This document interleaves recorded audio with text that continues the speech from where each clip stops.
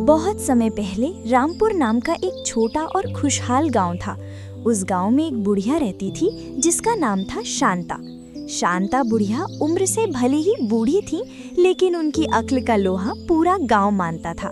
गांव के सरपंच जी भी हर मुश्किल में उन्हीं से सलाह लेते थे। एक दोपहर जब शांता बुढ़िया अपने घर के आंगन में बैठी धूप सेक रही थी, उन्होंने देखा कि गांव में एक अजनबी आया है। वो बहुत थका हुआ और गरीब लग रहा था।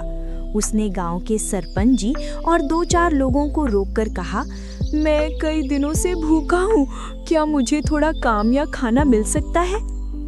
गांव के लोग बहुत दयालु थे।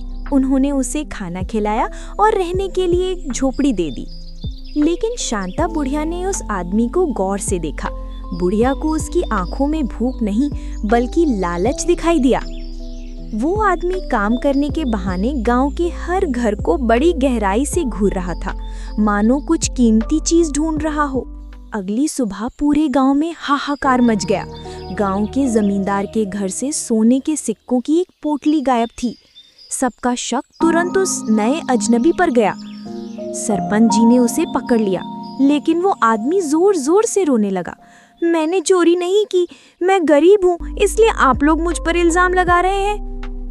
गांव वाले दुविधा में पड़ गए।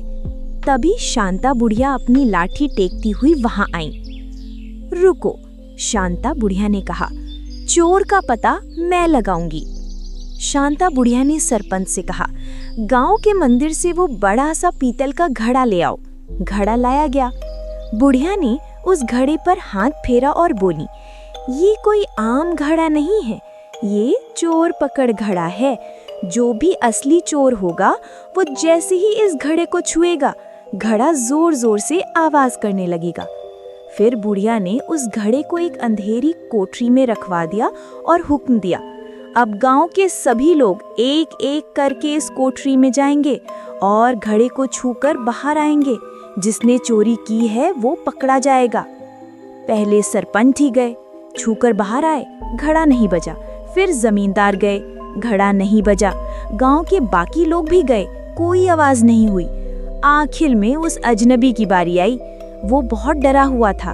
वो कोठरी के अंदर गया और कुछ देर बाद कांपता हुआ बाहर आया। घड़ा इस बार भी नहीं बजा। वो अजनबी हंसने लगा, देखा, मैंने कहा था ना मैं चोर नहीं हूँ। शांता बुढ़िया मुस्कुराई और बोली, सरपंच जी, अब जरा सबके हाथ देखिए।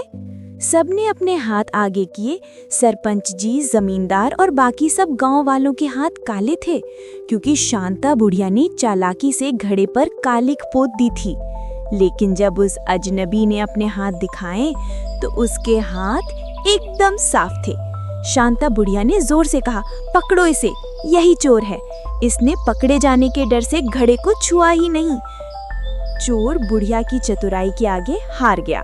उसने अपना जुर्म कबूल कर लिया और पोटली लौटा दी। सरपंच जी ने शांता बुढ़िया की समझदारी की खूब तारीफ की। सीख, अक्ल का सही इस्तेमाल बड़ी से बड़ी मुसीबत को भी हल कर सकता है। तो दोस्तों, ये थी हमारी आज की कहानी।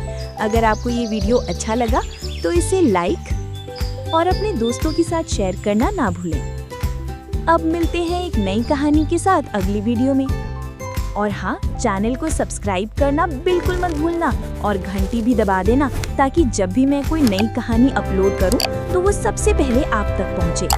धन्यवाद।